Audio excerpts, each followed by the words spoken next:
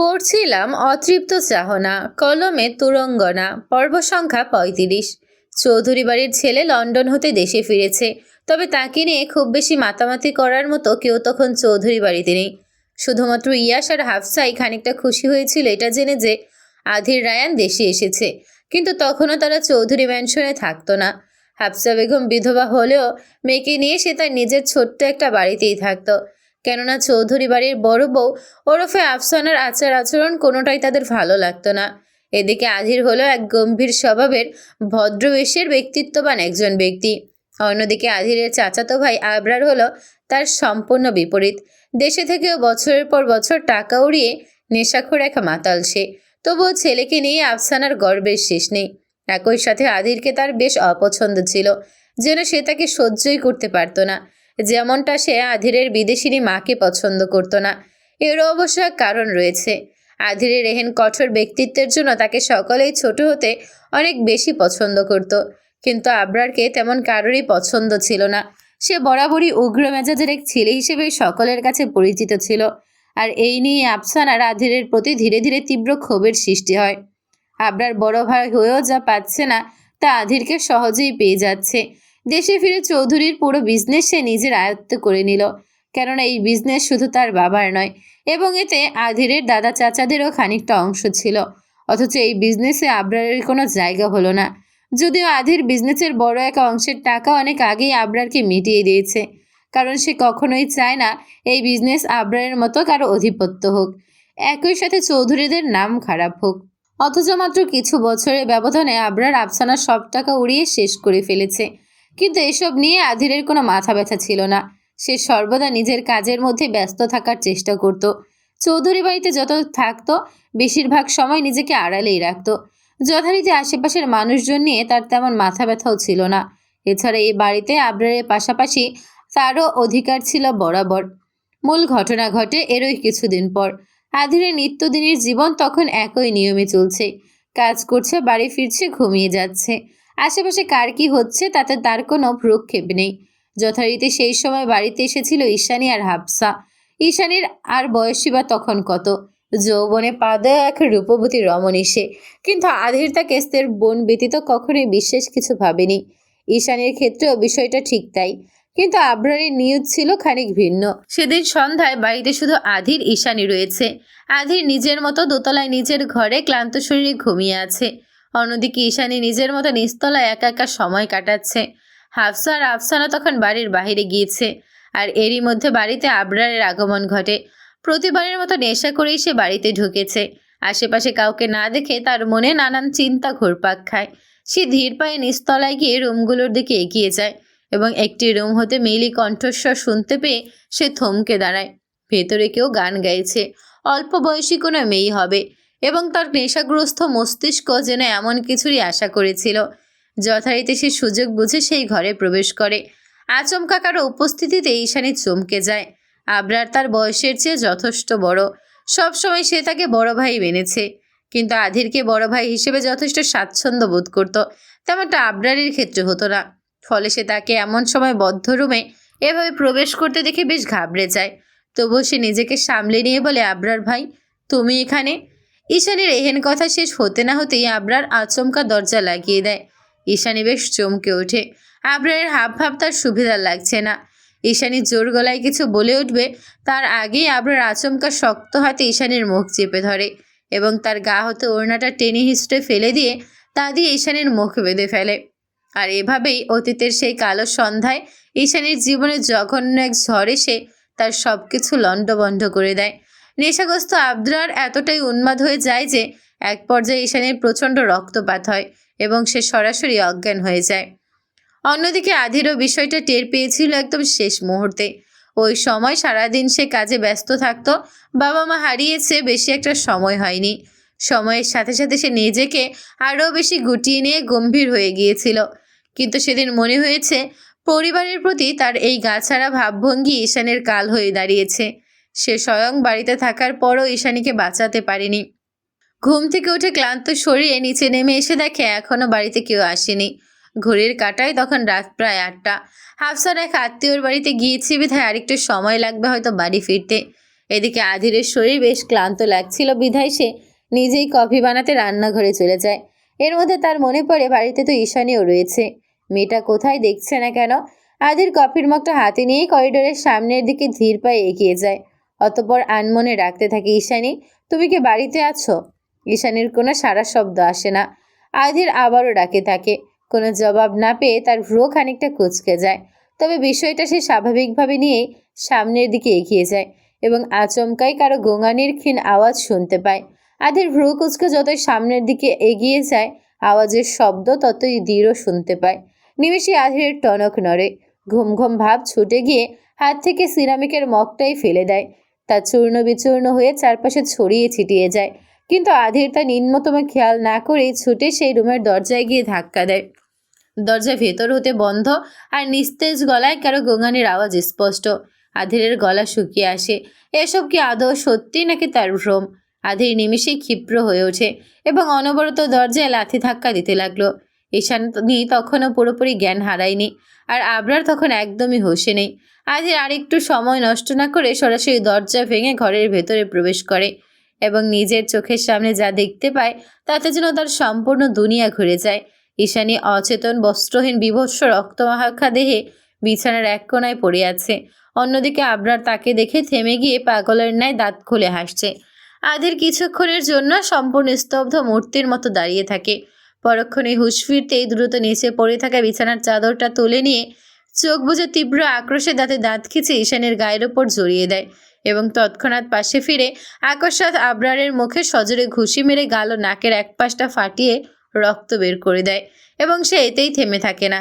তীব্র আক্রোশে সেদিন আবরারকে তার সর্বোচ্চ শক্তির জোরে ইচ্ছে মতো মেরে রক্তাক্ত করেছিল এবং একটা পর্যায়ে সে সম্পূর্ণ হিতাহিত জ্ঞান শূন্য হয়ে যায়। আবরার শুরুতে উল্টা তাকে আঘাত করলেও আধিরের আক্রমণে ও পেটানো শরীরে গায়ের জোরে তার তেমন কিছুই করার জো হয় না। অন্যদিকে আধির শুধু দাঁতে দাঁত পেশে একটি কথাই বলে যায়, ইউ ব্লাডি বিস্ট, আমি তোকে জানে মেরে ফেলবো, তোকে শেষ করে দেবো জানোয়ার।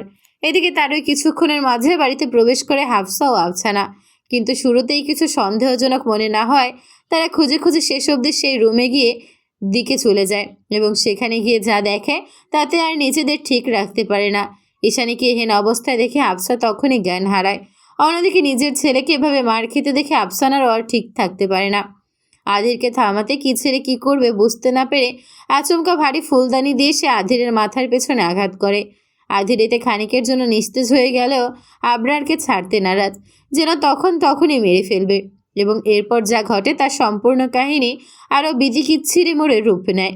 আফসানা আধিরকে থামাতে নেই পারে বাড়ির গার্ডসহ তাদের সাথে নিয়ে আসা আরও দুজন আত্মীয় স্বরূপ মহিলাকে নিয়ে আসে এবং আধিরকে কোনো মতে থামিয়ে আবরারকে তার হাত থেকে বাঁচিয়ে নেয়।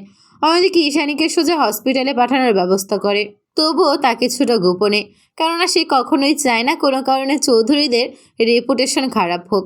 এদিকে হাফসার জ্ঞান ফিরতে না ফিরতেই আফসানা আরও মুশকিলে পড়ে যায়।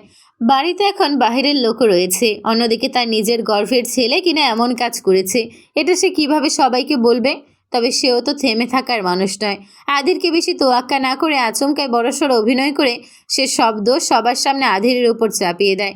যাকে আজ অবধি সে বোনের নজরে ব্যতীত কখনো চেয়ে দেখেনি, সে ঈশানীর সাথে জঘন্য ঘটনার দায় কিনা সে আধিরের উপর চাপিয়ে দেওয়ার চেষ্টা করে এবং সাথে এও বলে আধির নিজে এমন নিকৃষ্ট কাজ করে শুধু শুধু তার ছেলেকে ফাঁসাচ্ছে। কেননা আধির আর ঈশানী বাড়িতে একা ছিল, তারা যাওয়ার সময় তো তার ছেলে আবরার বাড়িতে ছিল না। নিশ্চয়ই আধিরের এমন কুকর্ম দেখে আবরার তাকে বাধা দিতে গিয়েছে আর আধির এভাবে চড়াও হয়েছে। আধিরের বয়স তখন বেশি না এবং আধিরকে হেলা ফেলার নজরে দেখে তার ওপর এমন দায় চাপানোর জন্য আফসানার জন্য কাল হয়। সেদিন সে সর্বপ্রথম চুপচাপ গম্ভীর স্বভাবের আধিরের ভয়ঙ্কর রূপ দেখে। আফসানার কথা শেষ হতে না হতেই সে আচমকায় সরাসরি আফসানার উপর তীব্র ক্ষিপ্র হয়ে ওঠে এবং কারো তোয়াক্কা না করে আকস্মাৎ টেবিল হতে ছুরি উঠিয়ে আফসানার গলায় চেপে ধরে। তার এহেন কাজে তখন সকলেই হতভম্ব। সে এমনভাবে ক্ষিপ্র হয়েছে যেন তখনই আফসানাকে মেরে ফেলবে, অথচ সে পেছন হতে আফসানার হাত দুটো চেপে ধরে গলায় ছুরি আটকে তার কানের কাছে হিসিয়ে আওড়েছিল, যদি নিজে আর তোর পেটের ধরা জানোয়ারকে জানে বাঁচাতে চাস তবে এখনই সব স্বীকার করে নে। খুব দ্রুতই আমি পুলিশকে ডাকবো। নোংরামি করে আমার উপর এমন দায় চাপানোর মতো নিকৃষ্টতার পরিণতি হাড়ে হাড়ে টের পাবি তোরা। আধিরের এহেন রূপের সাথে আফসানা তখনও পরিচিত হয়নি। সে ভাবতেও পারেনি এই ছেলে এভাবে নিজের ক্ষিপ্রতা প্রকাশ করবে। সে তো ভেবেছিল সবার সামনে দায় চাপিয়ে দিলে আর কোনো সমস্যাই হবে না, অন্তত বাইরের মানুষগুলোর সামনে নিজের ছেলের রেপুটেশন তো ঠিক থাকবে। কিন্তু পুলিশের প্রসঙ্গ এলেই সে প্রচণ্ড ঘাবড়ে যায়, হাত পা কাঁপতে থাকে তার নিমেষেই। সে উপায় না পেয়ে আধিরের কথায় রাজি হয়। তবে ঘটনাটা বাইরের মানুষজন ও গার্ডের সামনে খানিকটা ভিন্নভাবে উপস্থাপন করে ফেলে। সে আধিরের উপর হতে দায় সরিয়ে নিলেও সে আচমকাই সবার সামনে বলে দেয় যে ঈশানী আর আবরার স্বামী স্ত্রী এবং তাদের শুধু কাবিন নিয়ে বিয়ে হয়েছে আর খুব শীঘ্রই আনুষ্ঠানিকভাবে বিয়ে হবে। তাই ওদের পার্সোনাল বিষয় নিয়ে এত মাথা ঘামানোর কিছু নেই। যতই সে এসব বানিয়ে বলুক না কেন, বাহিরের মানুষ কিছুটা হলেও বুঝে গিয়েছে এখানে আসলে কি ঘটনা ঘটেছে। কিন্তু সেসবে তার কিছু আসে যায় না।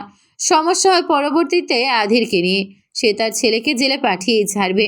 অন্যদিকে এমন একটা অ্যানাউন্সমেন্ট দিয়ে আফসানা কি করবে নিজেও জানে না। শেষে ছেলেকে বাঁচাতে সে হাফসার কাছে ক্ষমা চেয়ে ঈশানের সাথে তার ছেলের বিয়ের প্রস্তাব দেয়। হাফসা তখনও হিতাহিত জ্ঞানশূন্য অবস্থায়। মেয়েটা তার হসপিটালে বারবার অচেতন হয়ে যাচ্ছিল বিধায় তাকে বাড়িতে পাঠিয়ে দেওয়া হয়েছে। অথচ মধ্যরাত ধরে এমন অশান্তি তার একটুও ভালো লাগছে না। হাফসা তখনও জানে না সে কি করবে।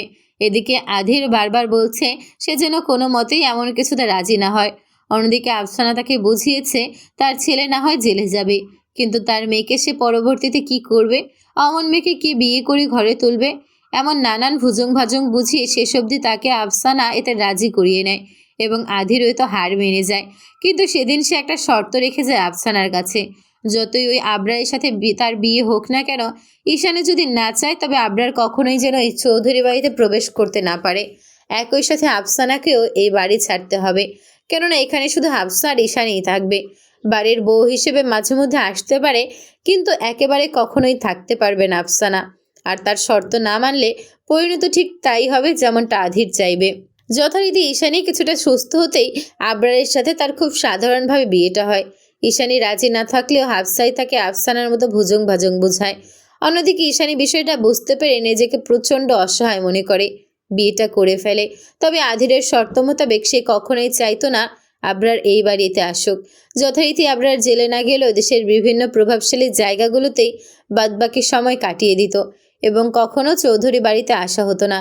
এদিকে আধির আর চৌধুরী বাড়িতে থাকতে খুব বেশি স্বাচ্ছন্দ্য বোধ করতো না, কেননা ততদিনে নিজের প্রতি তার এক ঘৃণতা চলে এসেছে।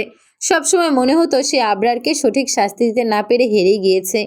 অন্যদিকে তখন ঈশানী প্রেগনেন্ট, যা ছিল সম্পূর্ণ অপ্রত্যাশিত। তখন সে বাচ্চাটা নষ্ট করে ফেলতে চাইলে আধির তাকে মানা করে সাহস যোগায়, কেননা দোষ তো ওই জানোয়ারের করেছে, তাহলে এই বাচ্চাটা কেন শাস্তি পাবে। কিন্তু তখন ঈশানী মানতে পারছিল না এটা ওই মানুষরূপী জানোয়ারের পাপের ফল। এদিকে শুরু হয় নতুন কাহিনী। বাড়িতে তখন আধির, হাফসা ও ঈশানী থাকতো, অথচ ঈশানী তখন প্রেগনেন্ট, কিন্তু তার স্বামীকে বাইরের কেউ আশেপাশে দেখতে পায় না। বিষয়টা অনেকেরই খটকা লাগে, লোকে মুখে নানান কাহিনী ছড়ায়। সেই ঘুরে ফিরে আধিরের দিকে নজর ওঠে। শেষমেশ আধির এসব সহ্য করতে না পেরে চৌধুরী বাড়ি ছেড়ে দূরে নিজস্ব ফ্ল্যাট নিয়ে থাকতে শুরু করে।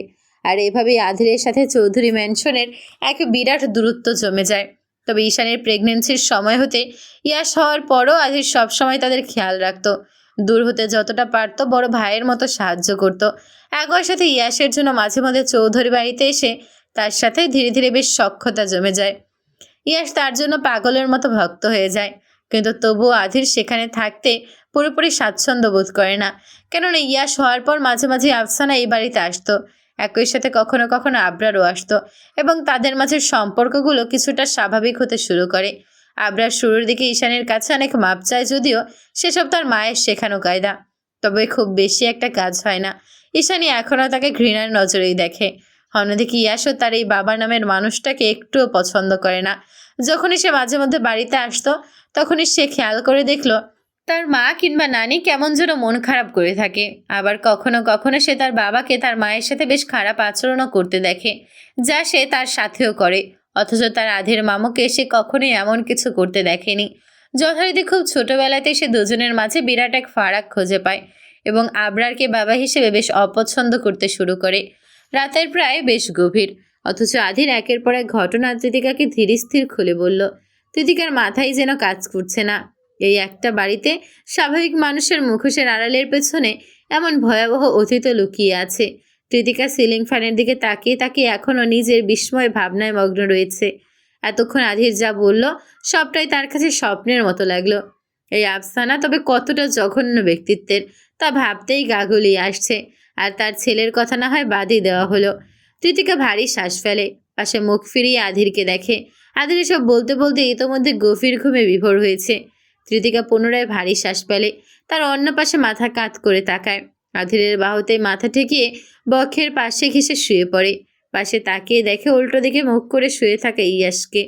কৃতিকা আধিরের কাছ থেকে সরে ইয়াসের দিকে এগিয়ে যায় এবং তাকে পেছন হতে আলতোভাবে জড়িয়ে ধরে ঝাঁকড়া চুলে হাত বুলিয়ে পেছন হতে তার এক ঝাঁক রেশমের ন্যায় চুলে মুখ গুজে দেয়।